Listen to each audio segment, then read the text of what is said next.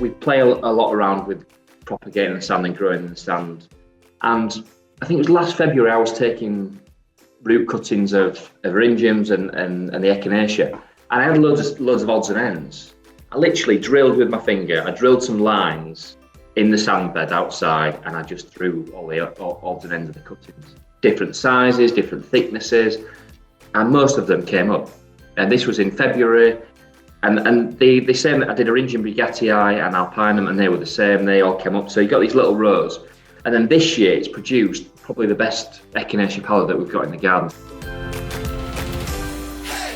Hello and welcome to episode 91 of Talking Dirty. Over at East Ruston Old Vicarage, looking kind of peachy on this warm summer's day, we have Alan Edward Herbert Gray, our happy and very handsome horticulturalist. And over there in Cambridgeshire, smiling away in a kind of turquoise with multicoloured dungarees, I'm guessing. We have Thordis Maria Sophia Fredriksson.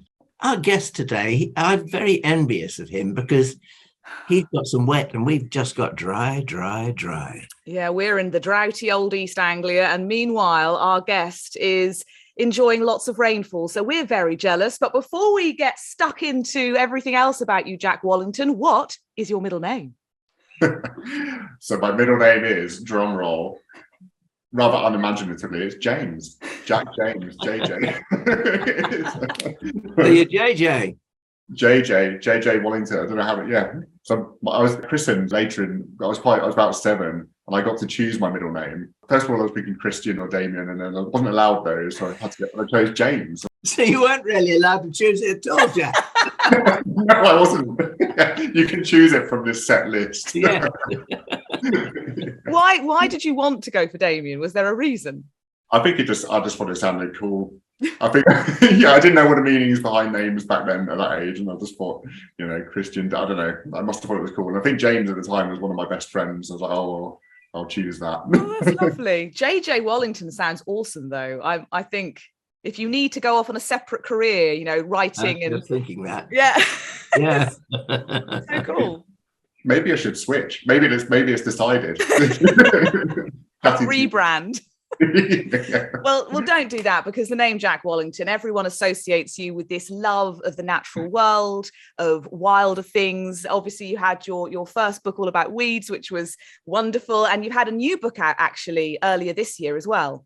Yes, I've got a new book out called A Greener Life. Actually, I'm going to shamelessly plug it here. This is it. This is what it looks like. Woo! It's green. So I won't go there. But it's A Greener Life, which is kind of a continuation of Wild About Weeds. It's kind of looking at it's a bigger, broader book, really. So Wild About Weeds is very specifically about wildflowers, and A Greener Life is about ornamental plants, wildflowers, wildlife, all mishmashed. Edible stuff as well, so it's all mishmash. But yeah, it's a fun project, and I'm glad it's out there in the world now.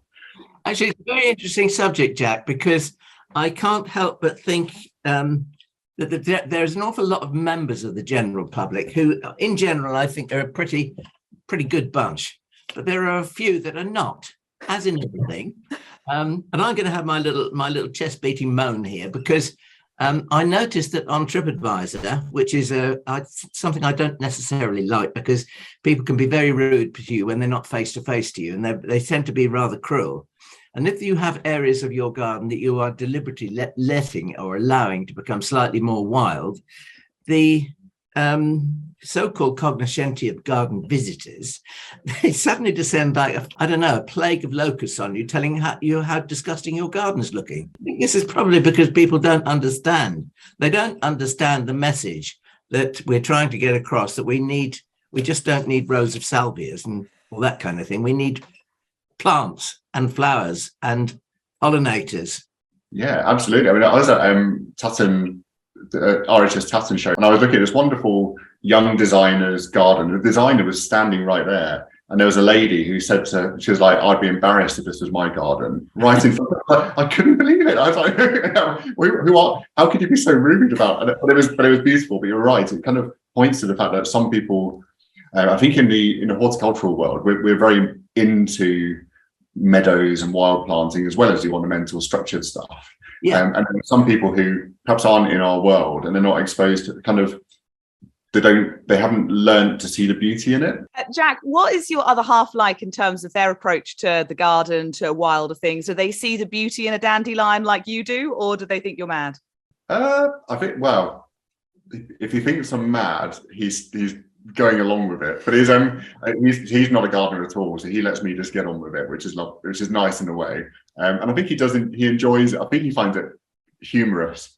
I think he's like, there's one, I remember we were standing next to one of these naturalistic plantings. I was like, this is so beautiful, blah, blah, blah, going over the top. And he was like, you have to be careful with this, because if you're going over the top, but to lots of people, it just looks like a load of fallen over weeds and rubbish. It's kind of like this fine line. It's kind of he gives me these key lessons, and I'll be about to cut out a dahlia of a certain colour, and he'll be like, don't do that. And I'll be like, where did this opinion come from? Because normally don't. But actually every now and then has these key decision moments. But yeah, I'm not sure. I think he just, yeah, if he hates it, he doesn't say it. So, yeah, but he's very supportive. And anyone who follows you, to go back to this idea of people commenting and following from afar, obviously you're pretty active on Twitter and Instagram, and you have your Wild Way newsletter as well, which people must sign up to. It's well worth the investment. But you have lots of people following along, particularly with the adventures in your new garden. And I don't know how much comment they make or how much input you get, but there must be quite a lot of reaction to what you post. Yes, I got there's one really good designer who went in this, but it was a really popular European designer, and he made this. It was a really lovely portrait. I've got this grass path in the main garden area, and he just said, "Oh, maybe you could make those edges a bit neater." And I was like, "Oh, I don't know, maybe I should." I was like, "I'm not ready to decide how this path fits yet, so maybe it will be neater." But I do get these comments. Most people are really supportive. It's really funny actually. I've seemed to hit upon this stream on social media where people really do get it. So our patio at the moment, which you look at it and it's just full of weeds. It's a right mess. It's not ready. It's not fully ready to be seen by the public. But when I do put up little snapshots of it, that's been one of my most liked stuff on social media. So I think I've got this stream of people who get it. And actually, think about Chris, my partner. He did say the other day, I was like, oh, maybe I should take some of those out and point some of the patio, and he was like, no, I like it to keep it. So maybe he does get it. Actually, there was that same picture about the patio. It was tweeted by someone in I think it's the Netherlands, so it's written in Dutch, and I was like, what does this say? And I could use Google Translate, and it said, look at this beautiful English mess. Which I think probably sums up my approach to it. Your patio sounds a bit like the terrace at Great Dixter when Christo was alive, because I can remember him writing in one of his books about chipping a piece of the paving away because a plant had self-sown and he wanted it to be there. It had chosen to be there, and out of respect, he chipped a piece of the paving away to allow that plant to grow there. And I just thought, my God, how many people would do that? I have to say that patio is a big inspiration for what I'm doing here. I was like, yeah. I love that. And so yeah, Christopher Lloyd's writing. I never met him, unfortunately, but his Great Dixter and his writing and that style was a huge inspiration. Yeah, it was. You're right. Amazing that he did that. I don't think many people would have done that, particularly a number of decades ago when this new. Well, I think he was way ahead of his time in lots of things. Yeah. And I mean, he came here and looked at our tropical border before he did the exotic garden at Dixter twice. And I think there was a 2-year gap in between. And he made notes on the first visit. And on the second visit, brought back those notes. And we went through everything again. And he spent 7 hours walking around our garden here, just making notes. I mean, that is a plantsman for you, isn't it? That is a plantsman, yeah. And I have to admit, I've been around your garden doing the same thing. Actually, no, I was going to say, there was, funnily enough, our big move up to Yorkshire, we'll probably talk about it a bit more, but we decided to do that on the day we visited your garden. Right. Yeah, so it was a big point in our lives, actually, because we made this 5-year plan, and it involved lots of different things, like me changing careers, and ended with us moving out of London. And we decided that day Yorkshire would be it, as Chris is from here, and it was the wildest area, which we couldn't get further south. So it was a really memorable day. And I remember we said a brief hello to you and felt slightly awkward because it was just you were busy weeding and in the middle of doing something. And then Chris was shepherding your ducks around the meadowy areas, the wilder patches. So I will talk about more about your garden, but for me, again, like Dixter, incredibly inspirational, what you've done in your place. So thank you. You can come again. I'm going off on one, but it's all of these little things. It's just funny how it all tied together. I thought about this morning, how it all linked. Oh, that's wonderful. That's made me very happy. It's not even my garden, but I feel like I have vicarious joy through East Ruston. It's one of my happy places.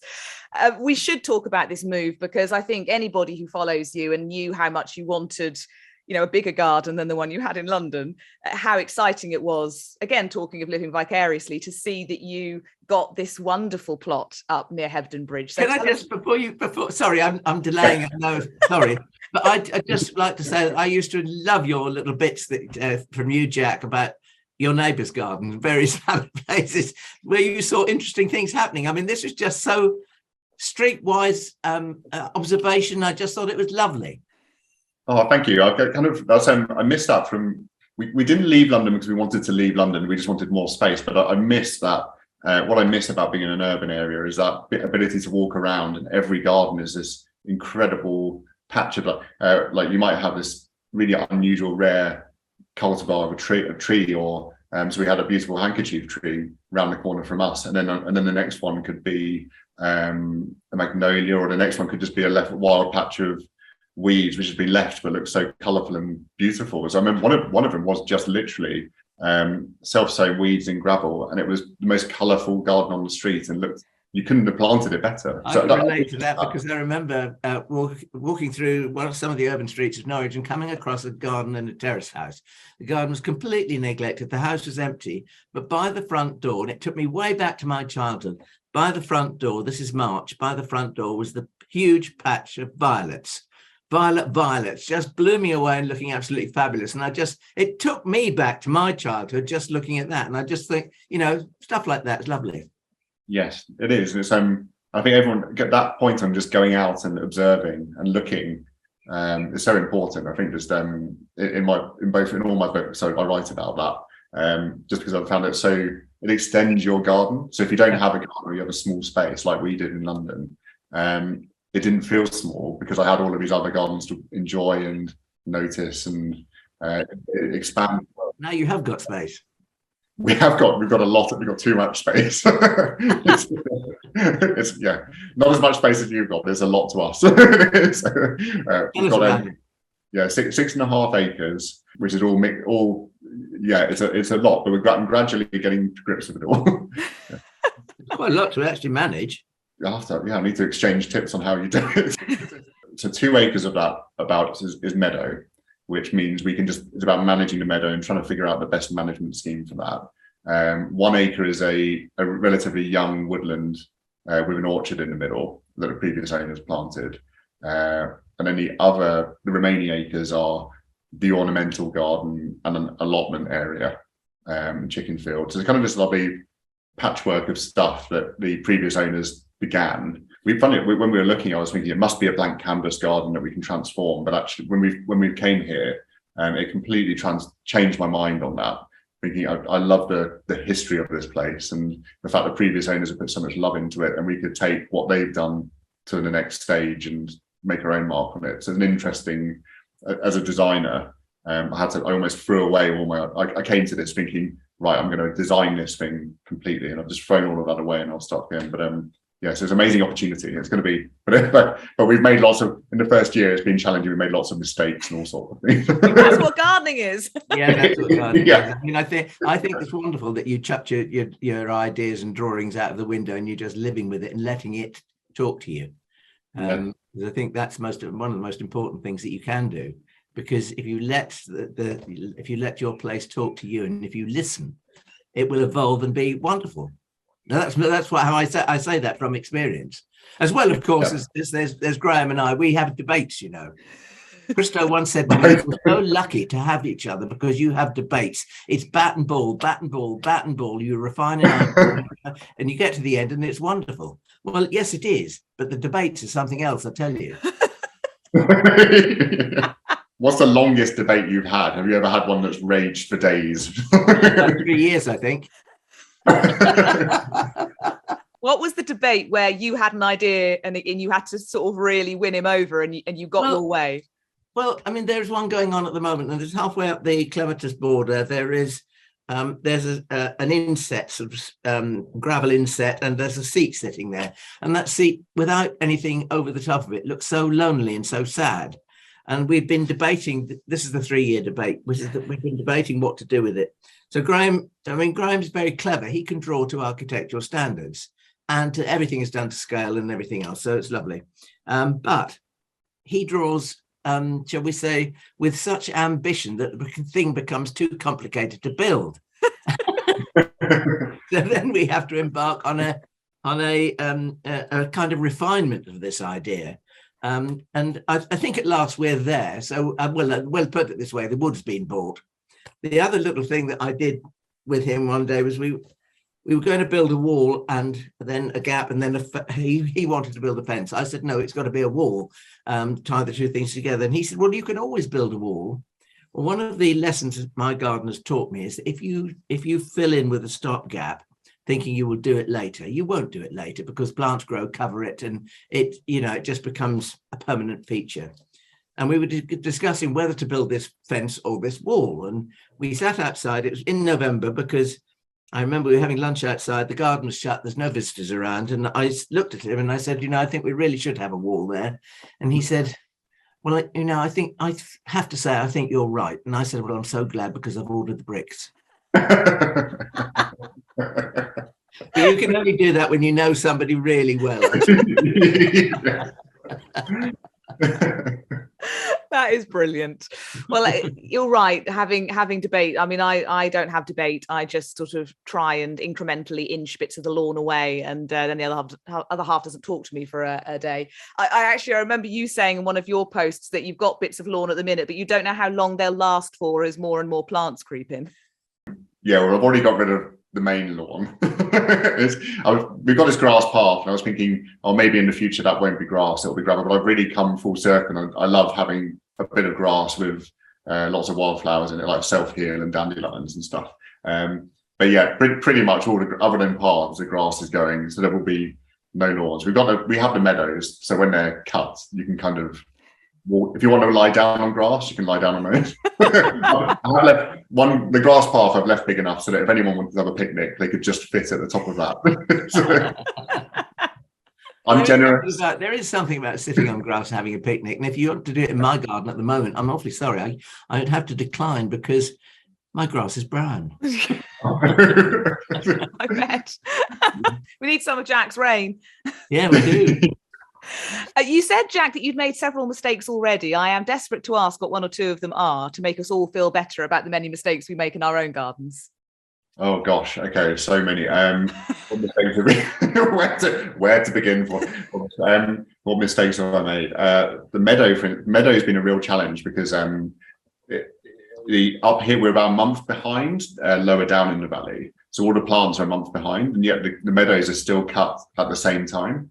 So lots of the later flowers in the meadow don't have a chance to set seed. So I've been trying to encourage, speaking to local farmers, to ask if we just cut it in mid-August instead of mid to early July, just to try and get that in. But I kind of think this year it's just that's been a bit chaotic. We've had, I don't know if it's a mistake, but it's a real challenge understanding what's the best regime for our specific meadow in our position. Other mistakes, what have I done? It's mostly to do with fences. Basically, I can grow plants, but I can't any DIY, and we're just forget it. So yes, there's another one of you out there. Yeah. I am so bad. Okay, good. High five. But things like putting up fences to stop deer or rabbits and things. Chris and I just look like we've never handled a hammer before. It's just carrying something over with planks of wood, and the fences are wonky, the gates, everything's just about functional. But that's been a bit bad. But then removing bits of fence and then realizing I've let a rabbit in and then locked it in. That was the biggest mistake.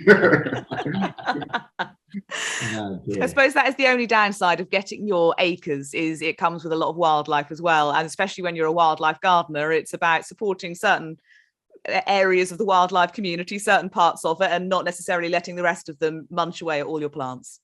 Yes. Are you doing anything like workshops or anything where you live? We're not yet. I've got that on my mind to do some at some Right, point. but I've got an idea for you. This comes directly from Bear earlier this week, and that is a siding workshop. Ah, that would, yes. Do I that, see where you're going. and then you could actually do your wildflower meadow at your convenience when you've got 10 or 12 people there, each wielding a scythe. Bring your own scythe, by the way, and first aid kit. I love this idea. When we used to do that in the countryside, when I was a boy, we used to do that. You'd leave it to dry for 2 or 3 days, then you'd turn it over. So a man would go out with a pitchfork and turn the grass over and anything else that it contained, so that it dried equally on both sides before you gathered it up.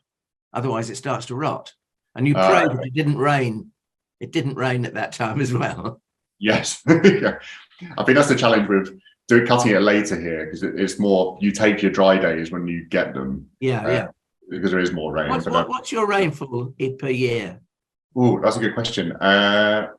It's probably best you don't tell him, because he'll just be really jealous. Yeah, it's significant. It was, I have to admit, coming from London, where we have, I think it was as dry as Norfolk is almost, and it's, I was overjoyed by the fact that we would have more. So I keep rubbing it in. I don't mean to. Having more rain has. When we get on to later on talk about plants, I'd like to be able to grow, but can't. I think that's where having more rain has its downsides. But it's, but you could grow Echinopsis and I can't. Yes, we can. Yes, we can. We can grow Echinopsis. There's a beautiful garden around the corner where I saw Echinopsis en masse all through woodland, and it was just that glowing blue is incredible. Yeah. Wow. That makes me want to move to Hebden Bridge as well. Also, Hebden Bridge, lovely place. So, because Thunder actually has a story about Echinopsis. She actually bought a blue Echinopsis, and she was so thrilled that she'd got this Echinopsis, and it's put up its flower bud, and she was just. I was so good because I cut the first bud off. I was told. Yes. Cut the first one off, wait a year, and it will be a better plant. So I did. It's one of the only times I've done what I was told in my life. And then, of course, the pleasure came, and the second bud the following year came up, and it's got ready to open, and it opened its little head, and it was white. Oh no! And people try and tell me that's very fancy, but I wanted a blue one. Yes. I've never grown them ever again. After all of that trauma, I'm certainly in this climate in Cambridgeshire. I'm not even bothering in case it's white again. Did the white one survive? No. Well, I obviously stopped looking after it at that point because I was so irritated with it that I stopped caring for it. It didn't make it. Like so many of the plants I have bought in my quite limited 10-year gardening career. It's I hate to think how many haven't made it. That's part of the trial and error. Now, I keep seeing, as you're talking, every so often you gently knock what I assume is going to be one of your show and tell plants, and we get this lovely little bobbing pom-pom over to the side of the screen. I feel like we should embark on show and tell. It's wonderful. It's like a little supporting cast member over to the side, just peeping in and sort of saying hello. It's like a microphone. It's like one of those things that like one of those big fluffy mic muffs. So do you want to start your show and tell there, or do you have other ideas? Shall I start here? Why not? My show and tell is a mix of interesting ornamental plants and I've got a few weeds and a few other things. This one I thought was interesting because it's an allium, but it's a leek. So this is just growing on our allotment. It's this huge stem. So it's probably almost head height. It's just a leek. The variety is Musselburgh. And I just let some flower. I thought it was interesting because it's got these silvery purple, very light purple flowers, but it's as good as an ornamental allium, and it's flowering almost in August, which is quite useful. So actually, I've got this thing about edible plants and how beautiful they are, and how beautiful we don't look at their flowers, but actually, if leeks can produce these sturdy stems on our windy hillside, it's quite interesting. There's a couple actually. There's a leek that we used to grow called St. Victor. I don't know whether you've ever heard of it, but it has particularly blue foliage. And we used to grow it in the flower garden as a decorative plant, purely and simply for the blue leaves. And then of course it used to put up the lovely leek flowers as well. So I mean, just a beautiful plant. Also, Cleve West putting a parsnip in flower in one of his Chelsea show gardens. I mean, it's a stroke of genius. You know, Yes. the judges were walking around going, well, I think it must be an umbrella. All of this. They didn't recognise the leek removed from the vegetable garden and put into the flower garden. And it really is lovely in flower. Lime inflorescences are just gorgeous. Yeah, that's genius. That is a particularly beautiful flower. So yeah, there's these opportunities that we might miss just because we categorise them as edible. And vice versa, I suppose. Yeah, I can't remember whether it was in your newsletter or a post online, but I've seen you say the same thing about chives. Great little garden plant. Yes, absolutely. So, I mean, herbs, I put in every single one of my designs, I put herbs in. So things like chives and rosemary and thyme. But chives are so easy and they grow, maybe you find this or not, but they grow and flower almost in quite heavy shade as well. So they kind of... I mean, they're amenable. I got quite a nice chive, I think, from Pan Global called Pink Bere, B-E-R-E. And the meaning of B-E-R-E is barley in Old English, I think. Why it's pink barley, I have no idea. But it's like a giant chive. It's equally edible, flowers and leaves. Flowers early in the season, doesn't repeat very much. But it is a deep crimson flower. So it really is a good one. And, you know, as with chives, you just raise the whole lot to the ground when they look tatty, up comes a new lot, especially if you have rain, Jack Wallington. Yes. I've cut ours down last week and they're already up here. I really am. I might just have to go with it and just keep rubbing the rain in your face. I don't mean to. We can take it. Yeah. The main heat wave, it was bad because it was dry up until that point, but since then, thankfully, it's been raining. But there's one chive which I've never been able to find, one cultivar, just a traditional cooking chive, which is called Wallington, which is a pure white cultivar. I've got a pure white cultivar, but I don't know that it's called Wallington, but there is a white chive that I've got in pots. It's not as tall or as large growing as the plain pink chives. And I must say, I'm not a lover of ordinary pink chives because I find the pink flowers dirty looking and they get more dirty looking as they age, I think, to me. Yeah. But the white ones are really refreshing, but they're not as robust and they're not as large growing. But I got mine from Beth Chatter's, actually. Oh, okay. I'll have to look on there. Fantastic. I love the sound of your the other ones that you mentioned, the beer. Yeah, Pink Bere. Yeah. Big beer. Beautiful. Yeah, I think we all need that. Yes. So a strong allium start. And I think you've been doing some allium experimentation in your new garden with white alliums. Oh, I have, yes. I want our garden to have lots of large white alliums. I love the purple ones, but I just wanted it to be white for a change. But every time I researched white alliums, it's in between things like White Giant or Mount Everest. Every article I read said the other one was better than the other. But it says there's about 10 articles for each saying the other is better than the other. And there's only one way to sort this out, and it's to pit them against each other. I can't reveal the results here because it's in my newsletter next month, and I feel guilty to people who've signed up for that to reveal it. But a remarkable and perhaps unremarkable trial. Well, we'll have to find out. This is the ultimate way to get people to sign up. You now realise, JJ, what you've just done. You've just got, I don't know, 50,000 more followers. You've all got to know. You might get 50 more. That's the only time I'll do this. But I think the point of what I'm doing in the garden at the moment is trialing lots of different varieties of things. Very, very close.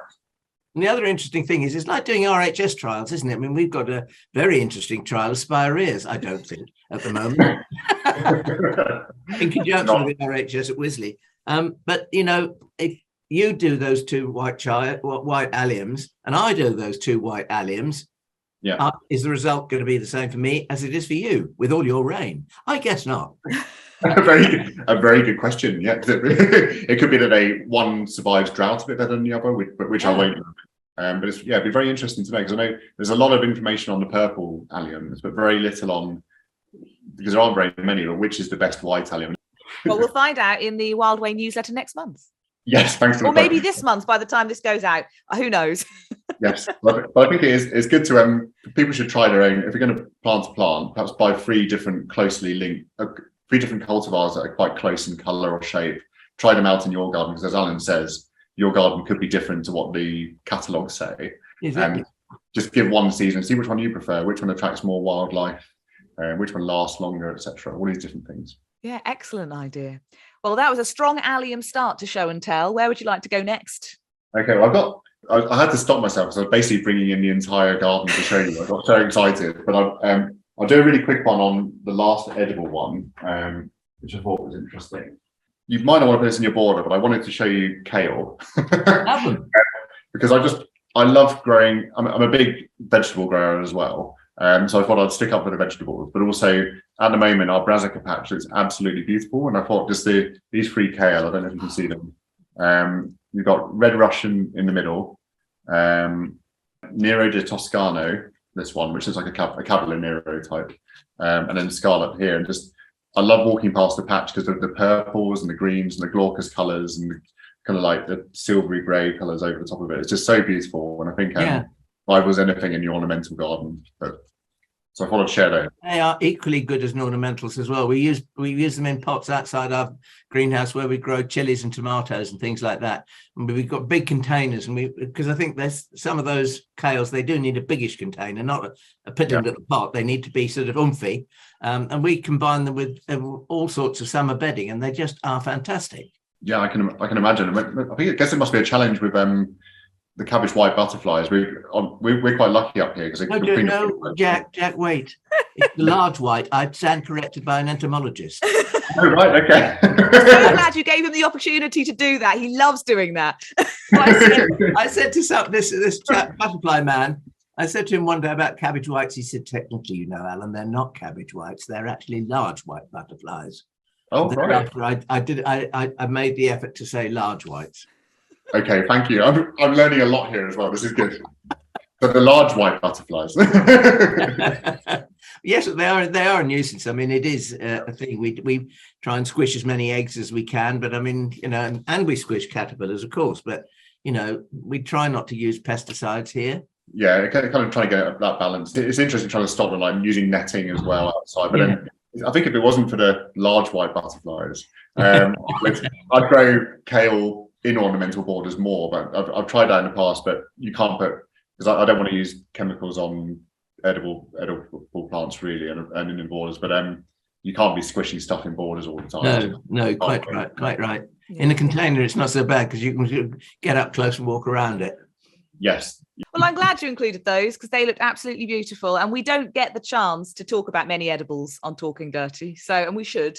It's just we get completely distracted by ornamentals. So I'm glad you brought a couple along to lure us in and get us to definitely put leeks in our borders. I'm feeling quite inspired by that. Yeah, good. You'll be pleased to know that the rest of the plants are all ornamental. So we've done edibles. What's your first ornamental then? Let's start with, I've got lots of spires. So Reseda luteola, which is weld. I don't know if you can see that. I love this. I love weld. No one has ever brought it along to the podcast. I am so pleased you did, because the amount of times when I was younger, I'd walk along and think, what is this plant? And go back and look through my wildflower books. And then, yes, it's weld. And it's absolutely beautiful. Yeah. And what I love is it's I actually grew this in my London garden, for the kind of like limey green spires, and it grows. The one in our garden currently, because we've got so much rain, is growing well overhead height, and you can get that when it has enough water. But it might be a bit shorter in drier areas, but it would grow all around the countryside. I first noticed that in dry wild spots along train tracks and around London and everywhere. And it will self-seed, not too heavily, but a pretty easy plant. And you can use it. Is it dye as rock? I think you can use it for creating dyes if you can. Yeah. You had that much. The one I was thinking of is Reseda odorata, which is mignonette, and that it's very strange. It's a strange plant. I mean, if you can get the wild form, it's better.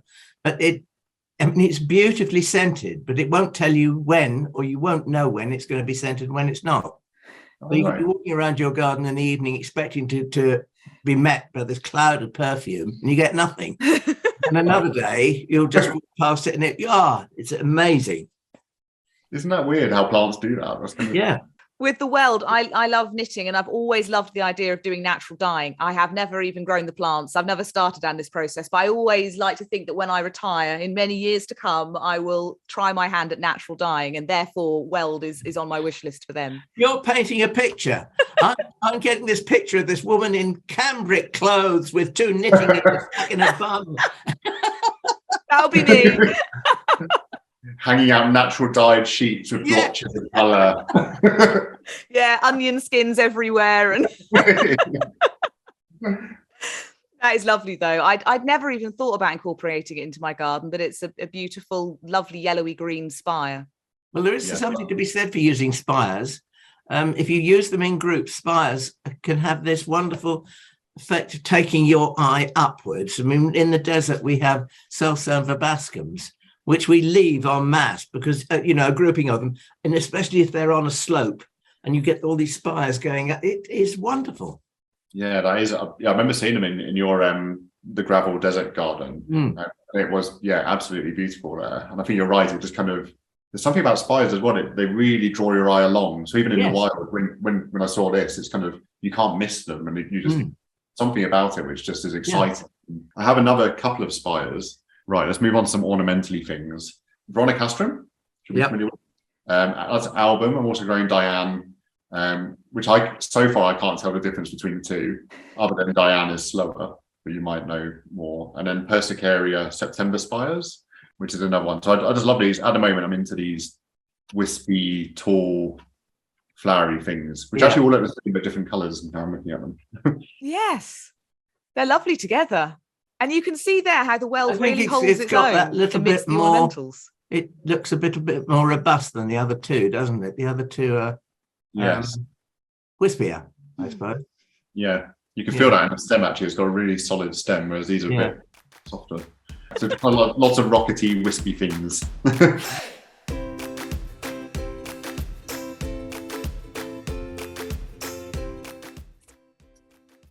Exciting.